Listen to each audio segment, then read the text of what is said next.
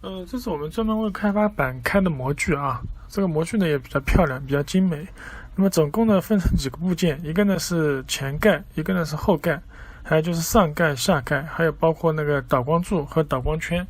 那我们安装的时候呢，可以把左右两半把它卡在一起啊，上面有个盖子，然后这样子固定住以后呢，那么中间有个导光柱啊，事先我们已经装进去了。那么下面呢都是固定螺丝孔。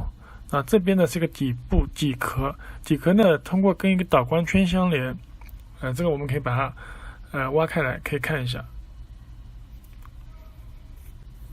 那么里面呢，它主要是一些固定槽位啊。那么这个时候我们把导光圈挖开来啊，注意啊，那个圈圈上面有个缺口，有个缺口的方向呢是用来做一个方向的一个定位的。那么导光圈呢是通过来反射 LED 的光线呢，达到一个比较柔和的一个呼吸灯的效果中间竖的以及下面的一圈呢，都是可以实现一个呼吸灯的效果。那么这些孔都对准以后呢，那么支架上的螺丝孔对准底盖，那么我们再把它卡上去。那最底部呢有2颗螺丝，拧上去以后呢，那么就一个完美的产品就出现了。